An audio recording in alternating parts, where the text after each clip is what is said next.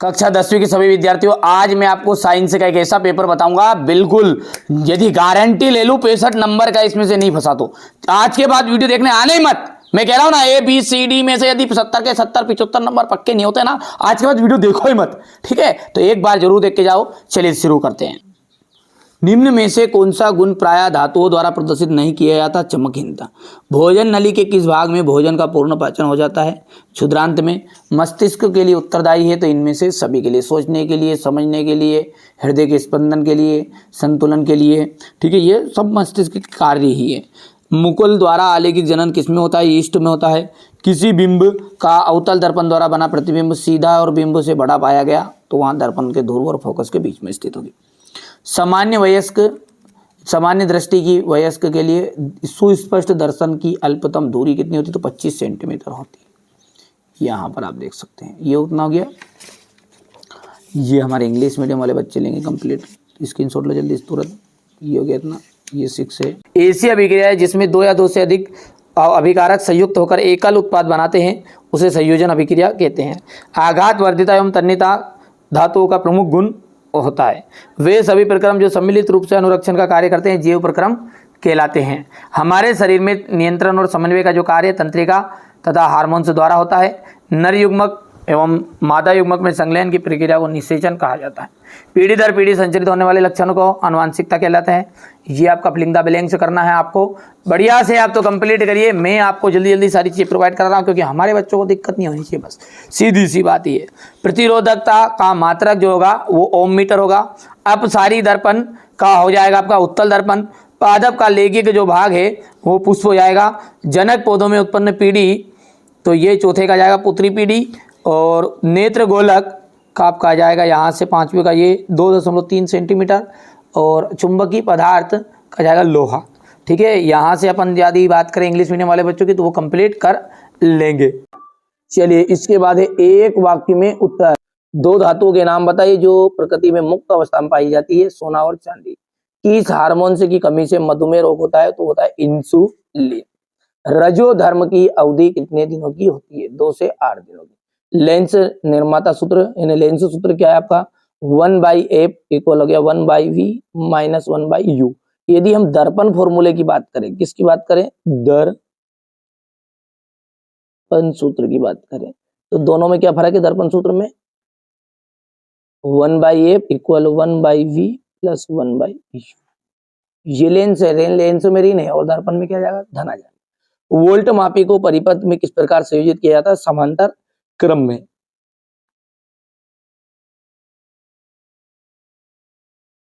यहां से देख लीजिएगा, जिसमें विद्युत के द्वारा अपघटन हो, एकल अभिकारक था, टूटा किसके द्वारा टूटा? करंट जैसे ही दी तो इन्होंने हाइड्रोजन और ऑक्सीजन अलग गैस हो गई। यानी पानी में हमने जैसे करंट डाला ना तो 2 चीज में टूट गया, हाइड्रोजन और ऑक्सीजन। किसके कारण?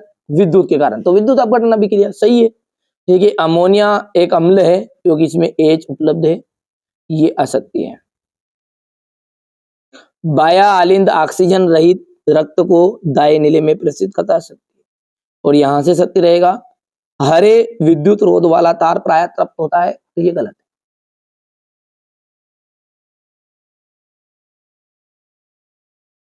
है। यदि हम आगे की बात करें तो यहां से तो आप एक बार तो पेपर देख लो क्योंकि पूरा सॉल्यूशन मैं इसके बाद में आपको देने वाला हूं। ये आपका क्वेश्चन नंबर 6 हो गया है, 7 हो गया है, यहां से आपका 8, 9, 10, 10 के बाद में ये रहा क्वेश्चन नंबर 11, 12, क्वेश्चन नंबर 13 है। आयताकार कांच के गुटके से प्रकाश के अपवर्तन का आरेख, ये क्वेश्चन नंबर 13 का अथवा 14, ये अथवा हो गया। यहां से देख लीजिए आप, तो ये क्वेश्चन नंबर आपका 15, ये क्वेश्चन नंबर 16 है, 17, 18, ये इसका अथवा है, यहां से देख लीजिए, हो गया। इसके बाद में क्वेश्चन नंबर 19, ये क्वेश्चन नंबर 20, क्वेश्चन 21, ये इसका अथवा है यहां से, ठीक है। ये क्वेश्चन नंबर आपका 22, ये आपका क्वेश्चन नंबर 23 हो गया भैया, ठीक है। तो यहां से अपन देखिए क्वेश्चन नंबर ये 6 है। द्विविस्थापन अभिक्रिया किन्हें कहते हैं? देखिए द्विविस्थापन का मतलब भी क्या है, देखिए प्रश्नों को ध्यान से समझिए। द्वि जिसमें केवल आयनों का आदान प्रदान होगा उसे हम कहेंगे द्विविस्थापन अभिक्रिया। ठीक है भैया, आप तो अच्छे से अच्छा ये यहाँ पर बच्चों ने नोट्स बनाते समय गलती करी है क्या कि ये समीकरण आपका एक लाइन में आना चाहिए, ये 2 में कर दिया, तो आप इस गलती को सुधारना है। ठीक है, वायु में जलाने से पूर्व मैग्नीशियम रिबन को साफ करते हैं क्योंकि उसके ऊपर एक धुंधली मैग्नीशियम ऑक्साइड की आरक्षक परत जम जाती है और उसे हटाने के लिए है ना इसे साफ करना पड़ता है। इसके बाद में देखिए प्लेटिनम सोना चांदी के आभूषण का उपयोग आभूषण बनाने में क्यों करते हैं? देखिए आभूषण बनाने में किन का उपयोग करेंगे? जो आसानी से संक्षरित नहीं होगी, खराब नहीं होगी।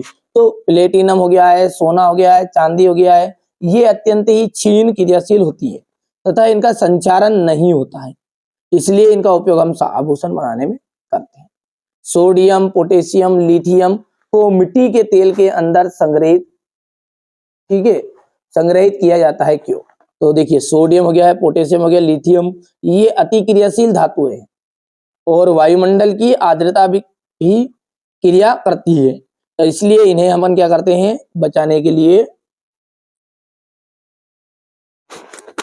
आर्द्रता से भी यहाँ पर से भी क्रिया कर सकती है, इसलिए इन्हें है ना तेल को के अंदर संग्रहित किया जाता है ताकि ये नमी से के संपर्क में ना आए। चलिए अगला है आपका संचारण से सुरक्षा के 2 तरीके बताइए। तो यसद लेपन हो गया है और क्रोमियम लेपन आपका हो जाएगा। 1-2 और करना, बच्चों ने यहाँ पर थोड़ी सी गलती की है ना, ये अपने को गलती नहीं दोहरानी, आपको बढ़िया से कंप्लीट करना है। एथीन के बाद में क्या है आपका? एथीन है, तो यहाँ पर लिख लेते लाइन की एथीन इलेक्ट्रॉन बिंदु संरचना। तो देखिए एथीन की बारी है, तो एथीन की बहुत सिंपल है। एथीन में कितने कार्बन है वो बताओ आप? तो 2 कार्बन है, यहाँ से C हो गया है और ये C हो गया है और H रहा तो ये एक H यहाँ पे लिख दो, एक H यहाँ पे लिख दो, एक H यहाँ पे लिख दो और एक H यहाँ पे लिख दो। ठीक है भैया, यहाँ से H के पास कितने हाइड्रोजन के पास में बाह्यतम कोश में एक हो गया। अब कार्बन के पास कितने हैं? 1 2 और 2 बचे हैं, तो 2 अपन इसके यहाँ पर लिख देते हैं, है ना, किसके? इस कार्बन के। इस कार्बन के पास भी कितने हैं? 4 है, तो ये 1 2 और 3 और ये 4। अब देखो हाइड्रोजन की आत्मा तरफ तो करो पहले, तो कितने हो जाएगी इसकी? तो 2 में, समझ में आ रहा है? ये यहाँ पर 2 में हो जाएगी इसके साथ, मतलब हो गया। अब इसके बाद में यहाँ से अपन आगे बढ़ते हैं, तो ये कार्बन 8 में छापेगा, तो ये यहाँ से 2 2 4 4 और 4 यहाँ पर 8, ये 2 हो गया है, ये यहाँ से 8 देख लो गौर से। अब ये कार्बन भी 4 तो यहाँ पर और 4 यहाँ से लेगा, तो ये यहाँ से, ये इलेक्ट्रॉन बिंदु संरचना बहुत सिंपल है। वैसे एक सेपरेट वीडियो मैंने बता भी दिया, चैनल पर आप देख लेना, है ना। तो ये आपका यहाँ से स्क्रीनशॉट ले लो। संयोजी आबंध क्या है? कार्बन है, क्योंकि कोमल किस प्रकार का आबंध पाया जाता है, ये यहाँ से आप कर सकते हैं। क्वेश्चन नंबर जो 9 है वो प्रकाश संश्लेषण क्या है? ये सब मैंने चीजें ना पहले से ही चैनल पर सेपरेट वीडियो बना रखे हैं, एक बार आप सर्च करोगे ना तो प्रश्न बोल देना है और चैनल का नाम बोल देना है ना, तो बढ़िया से आ जाएगा। ये यहाँ से प्रकाश संश्लेषण के लिए पत्तियों के लिए आवश्यक क्या क्या विशेषताएं होनी चाहिए? तो इसमें आपको विशेषताएं 4 करनी है ना, यहाँ पर 2 लिख दी है बच्चों ने, तो 2 नहीं, आपको 4 ही विशेषताएं यहाँ पर करनी पड़ेगी। ठीक है, और मैं आपको दे भी देता हूँ निकाल के।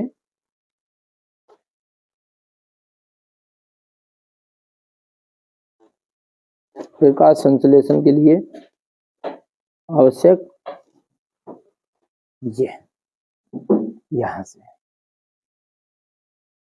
5 दी है, 4 कर लेना कोई सी। और अमीबा में जो द्विखंडन है, अमीबा में द्विखंडन है, इसको आपको प्रक्रिया का किरण आरेख बनाना है, और किरण आरेख अमीबा में द्विखंडन का ये यहाँ से आपको बनाना है। बना पाओगे बढ़िया से, है ना, सिंपल है, कोई ज्यादा कठिन नहीं है। ये डिजाइन मैनेजर तो सिंपल, बहुत सारे यूट्यूब पे वीडियो मिल जाएंगे आपको इसका द्विखंडन का, है ना भैया। चलिए इसके बाद में हो गया है द्विखंडन जो है बहुखंडन से किस प्रकार भिन्न है। इसके बाद में यहाँ से देखिए, ये बच्चों ने थोड़ा सा गलती कर दी नंबर डालने में, ये क्वेश्चन नंबर 11 है ना, एक सीरियल बाय सीरियल लिख दिया, ठीक है, यानी कि गलत हो गया था नंबर, तो ये 10 लिखा तो समझो 11 है ना, और मैंने लिख भी दिया वैसे। इसके बाद में यहाँ से आनुवंशिकता क्या है, ये क्वेश्चन नंबर 12 आपका।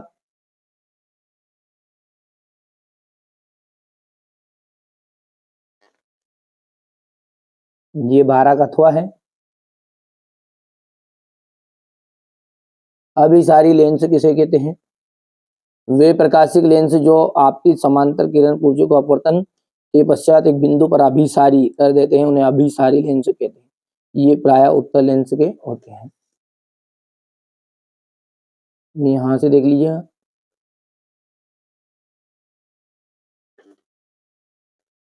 यहां से क्वेश्चन नंबर 14 है, 1 वोल्ट विभव से आप क्या समझते हैं? इसके बाद में यहां से ये अथवा है। बढ़िया से कंप्लीट करो, शांति से करो, धीरज से करो, काम करना है ऐसा, ठीक है, कि शोर मचाए सफलता। यहां से देखिएगा भैया, आपकी बार 90 पार। जिन बच्चों को इस मिशन में जुड़ना है, एकदम फ्री सारी चीजें प्रोवाइड करा रहे हैं, 6 पेपर आप तो बढ़िया से कंप्लीट करो ना, मैं हूं, ठीक है, चिंता क्यों कर रहे हो। ये यहां से, इसके बाद में ये क्वेश्चन नंबर यहां से हो गया। यहाँ पर क्वेश्चन नंबर 15 है, विद्युत धारा का उपयोग करते समय क्या क्या सावधानी रखनी चाहिए? तो भैया विद्युत परिपथ में लगे स्विच को ऑन ऑफ करते समय हमारे हाथ गीले नहीं होने चाहिए। लाइट का उपयोग करें जैसे कौन कौन सावधानी, पैरों में चप्पल भी होनी चाहिए, ठीक है। धातु के बने उपकरणों के जैसे लोहा वोया की वस्तु बने, उसको करंट हाथ से नहीं छूना चाहिए, ठीक है, ज्यादा, ठीक है। उसको पहले चेक कर लेना चाहिए, करंट तो नहीं आ रहा है, पता चले निपटी निपटी जाओ, ठीक है। यहाँ से, हाँ, इसके बाद में ये यहाँ से दक्षिणास्थ अंगूठे का नियम है। लैंगिक जनन और अलैंगिक जनन में अंतर है।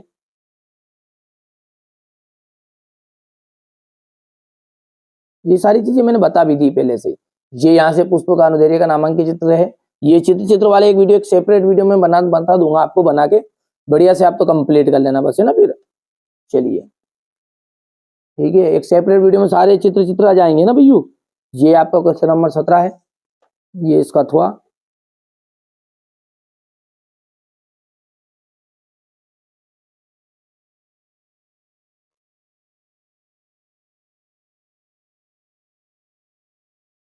ये यहाँ से क्वेश्चन नंबर, ये उष्मा क्षेपी और उष्मा शोषी अभिक्रिया को उदाहरण से समझाइए।